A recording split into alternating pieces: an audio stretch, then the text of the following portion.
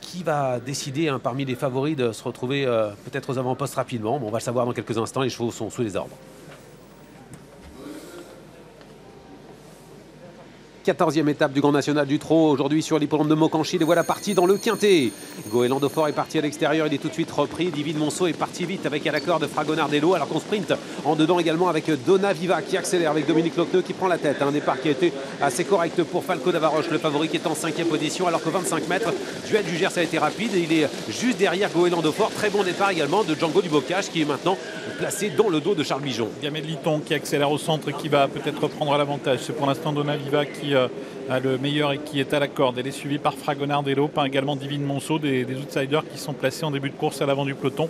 Si ce n'est donc Gamet de Liton qui va venir prendre les choses en main pour aborder la ligne d'en face. Un point sur l'arrière du peloton. Delia Dupomereux a recollé aux 50 mètres et vient derrière Fréja Dupont. Erdelio se retrouve également à l'arrière de ce peloton, alors que devant, on accélère avec Gamet de Liton qui a pris la tête. Gamet de Liton, le numéro 3, Gabi Gelormini qui prend l'avantage. En deuxième position, Donna Viva suivi par Fragonardello, avec ensuite en quatrième position Divine Monceau. À quelques longueurs ensuite, il y a le favori Falco d'Avaroche qui n'est pas pour le moment lancé. Goéland Fort est encore un petit peu plus loin. Il se situe derrière Eddy Dupomereux, le numéro 6. Les 8 concurrents du premier échelon sont pratiquement en file indienne pour aborder le deuxième tournant. Gamet de Liton toujours en tête, Donna Viva deuxième, Divine Monceau qui n'est pas loin au contact de Fragonardello. On a ensuite Falco d'Avaroche qui patiente et Goéland Fort également qui patiente.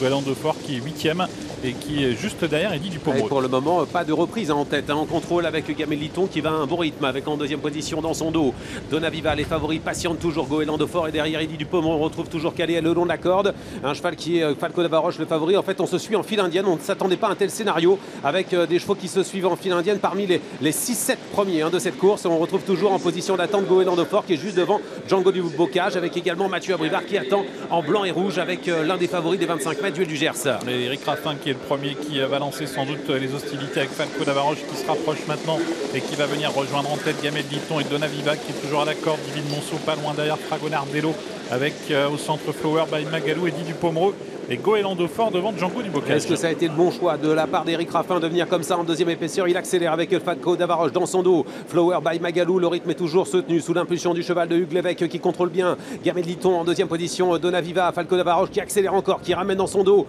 Flower by Magalou avec dans son dos également Eddy Dupomereux qui se rapproche. Goéland Fort est toujours en position d'attente. Avec Gamet de Liton qui a l'avantage, mais Falco d'Avaroche va certainement commencer à lui mettre la pression. Donna Viva qui est toujours là, Fragonardello, Flower by Magalou, attaque de Goéland Fort qui est lancé maintenant par Charles Bijon. Il est suivi par Django du Bocage. Il attaque tôt, il attaque au milieu de la ligne d'en face. Charles Bijon, il se rapproche avec Goéland Fort, mais devant Gamet de Liton va toujours bien. Gamet de Liton qui est en tête, Donna Viva est deuxième. Falco d'Avaroche est au contact. Goéland Fort fait un gros effort à l'extérieur, ce qui lui permet de revenir sur l'avant du peloton. Il est passé quatrième. Tourne en finale avec Fragonardello qui décroche sur faute. Gamet de Liton qui a l'avantage. Falco d'Avaroche qui hésite un peu. Goéland Fort qui reste en suspension. Donna Viva est là. Flower by Magalou attend l'ouverture. Avec Gamet de Liton qui va remarquablement bientôt à l'entrée de la ligne d'arrivée. Avec Gamet de Liton qui se détache en deuxième position. Donna Viva avec Falco d'Avaroche, alors que Goéland Fort essaie de progresser, mais il est sollicité, ça va être compliqué. On est à pratiquement 300 mètres du poteau et Gamet de Liton tient bon.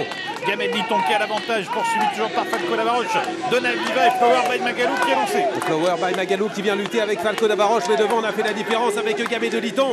Gamet de Liton qui va certainement remporter cette étape du Grand National du Trot sur l'hippodrome de Mokanchy aujourd'hui. Le 3, Gamet de Liton qui s'impose avec Gabi Gelormini. La deuxième place est pour le numéro 2, Flower by Magalou. Troisième place pour le 7, Falco d'Avaroche. La quatrième place est pour le numéro 6, Eddy Dupomereux. Et puis la cinquième sera à voir peut-être Donna Viva qui a peut-être résisté à Duel du Gers, mais c'est très pointu.